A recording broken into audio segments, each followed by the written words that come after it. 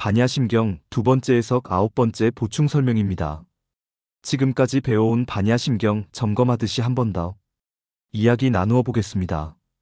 관자재하여 본성품을 보고 난 뒤에 일어나는 거짓없는 실제 체험기입니다. 관자재하여 내 성품을 보고 그것을 깊이 행하고 보니 일체고액을 건넜고 처음에는 아무것도 한 것이 없었는데 보는 즉시 저 언덕을 건너게 되었고 그냥 건너면 되는 줄 알았는데 자꾸만 색에도 걸리고 공에도 걸리고 눈으로 보고 듣는데 걸리고 냄새에도 걸리고 거기에 끄달려서 분명히 보았던 내 본성품이 자꾸만 흐트러져 버리는 겁니다. 그냥 보고 듣고 말하고 걸림없이 하면 되는 게 아닌가? 그냥 여유하게 쓰면 되는 것이 아닌가? 한 점 티끌이 일어나지 않으면 되는 거 아닌가? 이렇게 하는 것이 도를 운행하는 것이 아닌가? 그럼 도를 어떻게 운행하며 어떤 게 바른 것인지 알지 못하고 보아도 제대로 쓰지 못하는 것입니다. 그 안에는 공도 색도 없을 뿐 아니라 눈, 귀, 코, 입으로 보는 것도 아니고 느낌으로 아는 것도 아니다. 그리고 알았다는 그 마음조차도 거기엔 맞지 않다. 공도 색도 없는데 어디에 그것이 들었겠느냐? 다 알지만 마음처럼 되지 않았죠. 핵심 요약하면 이러하다. 보는 순간 건넜는데 다시 걸렸다. 색에도 걸리고 공에도 걸렸다. 반야는 알았다는 마음까지 끊는다. 공도 색도 없는데 어디에 걸리겠는가? 훤히 안다. 하지만 아는 것 일뿐 행으로 이어지지 않는다. 지금도 그렇다. 반야심경은 삶으로 확인이 되는 경이다. 수행을 해보면 안다 이 말이 어떤 뜻으로 하는 말인지 직접 겪어보고 체험해보아야 진정으로 알게 되고 보아도 아직 갈 길이 멀다는 것을 그래서 부처님께서 하나하나 짚어가며 독학으로 가르쳐 주시는 게 반야심경이다. 저의 체험을 중간중간 넣어서 말씀드리는 이유가 여기에 있습니다. 그냥 글로 말로는 이해하시기 어렵습니다. 저도 조금씩 맛배기로 보았을 뿐 정확하지도 않고 이것이 무엇을 말하는지도 무엇을 가르치는지도 몰랐습니다. 한참을 지나 뒤돌아보니 아하 이것이 이 말씀이었구나. 그 지점 그 자리에 가도 그게 무엇인지 모릅니다. 저는 특히나 경전을 읽은 것도 없고 특별히 공부한 것이 없다 보니 더 그럴 수 있습니다. 하지만 그때는 몰라도 때가 되어 그 자리가 열리게 되면 그것을 정확하게 알게 됩니다. 왜 견성이라 했는지도 몇십 년이 지나서 알게 되었으니까요. 학식이 높고 공부하신 것이 많으신 분들은 한꺼번에 타다닥 열릴 수 있는데 저의 경험은 그랬습니다. 그리고 직접 보아도 이게 뭐지? 이런 걸 보아도 무엇인지 알지를 못합니다. 제가 2달 동안 지금 배우는 이 지점 이 상태에 머물러 있었지만 이게 뭘까? 이게 어떤 거지? 몰랐습니다. 그때 제 나이 47살 두 번째 견성을 하고 난 뒤 보았던 현상인데 이제 이 반야심경을 여러분과 해석을 하면서 보니 바로 지금 이 자리가 그 자리였다는 걸 알게 된 겁니다.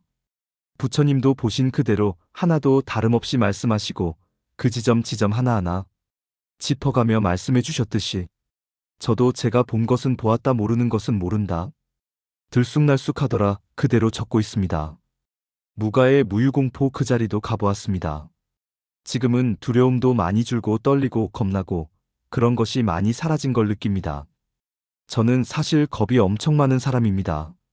아무리 더워도 혼자 있을 땐 문을 꼭꼭 걸어 잠그고 있고 어두운 화장실도 혼자 못 가는 사람이고 부처님 모셔진 곳에도 혼자 있으면 무서워 덜덜 떠는 사람입니다. 알고 보니 지킬 게 많았던 모양입니다. 아무도 안 가져갈 이 몸뚱이에 집착하여서 누가 잡아갈까봐 희은.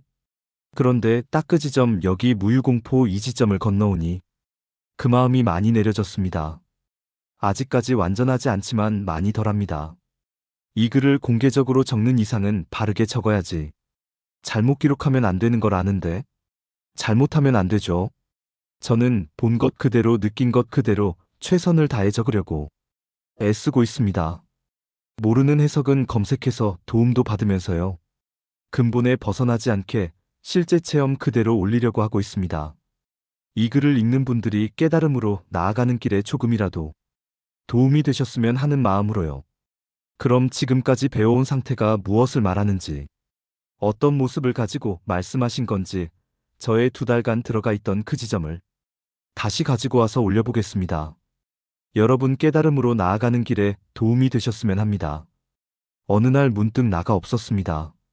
그냥 일어났는데 나가 없이 텅 비었다고 표현해야 할지, 공하다고 해야 할지 아무튼 주체가 없었습니다. 분명히 나인데 나라는 실체가 아니었습니다. 하지만 일어나서 밥하고 빨래하고 평상시 그대로 여여하게 생활을 하고 있었습니다. 길을 건너고 차가 빵빵거려도 내 본연은 그대로 하나 흔들림도 흐트러짐도 없었죠. 가게 문을 열고 손님을 대하고 무엇을 하든 주관도 객관도 없이 그냥 공한 상태 그대로 모든 것을 완벽하게 살아가고 있었습니다. 한치의 어긋남이 없이 여여하다고 밖에 표현할 말이 없습니다. 그냥 여여하게 모든 일을 완벽하게 다 하고 다 알고 다 말하고 너무나 신기했지요. 거기에 한치의 사심이라든가 생각이 개입되면 모든 것이 사라질 것인데 반야 지혜로 다 비춰보며 모든 것을 완벽하게 흐트러짐 없이 행하고 있었습니다.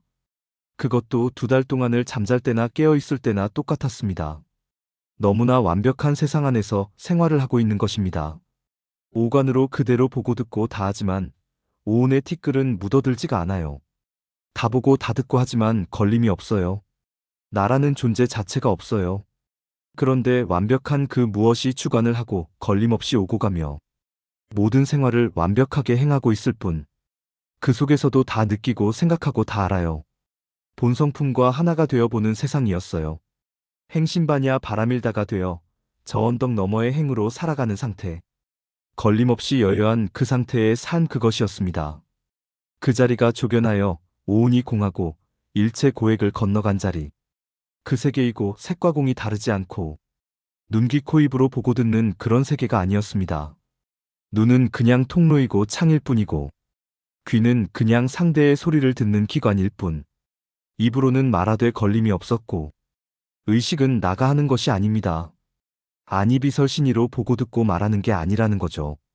색을 보고 판단하고 소리를 듣고 알고 입으로 맛을 아는 것이 아니지만 다 알고 다 맛보고 간도 아주 딱 맞게 하고 몸뚱이에 나는 요리도 똥손이고 간도 못 맞추는데 정확하게 맛을 내고 레시피를 몰라도 다 알아서 합니다. 믿기지 않죠. 저도 저를 못 믿었으니까요. 누가 와서 해주는 게 아닙니다. 그냥 본래 나가 주인이 되어 그저 몸뚱이는 도구로 쓸 뿐, 보고 듣고 말하는 도구일 뿐 나가 아니었어요. 그랬잖아요. 무한 이비설신이라고 그 안에는 이것이 없어요. 그저 생물일 뿐이죠. 음식할 때 필요한 국자고 냄비고. 우리의 본성품이 주관을 하면 이 몸뚱이는 그저 한낱 흙으로 만든 도구일 뿐, 공도 아닌데 색이 주인이 될 수가 없죠. 색은 그저 공을 담아두는 그릇이고 창이고 소통의 기관일 뿐, 이것이 진짜 나가 아님을 반야심경은 가리키고 계신 겁니다. 이해가 가십니까? 이해를 하셔야 합니다. 이것을 바로 알지 않고는 벗어나지를 못하는 겁니다. 이 모습이 바로 진정한 나가 주인이 되어 세상을 살아가는 모습입니다. 안이비설신의 나가 아닌 본성품이 주인이 되어 살아가는 모습. 그 모습이 이러했습니다. 도움이 되시길 바라며 적어보았습니다. 감사합니다.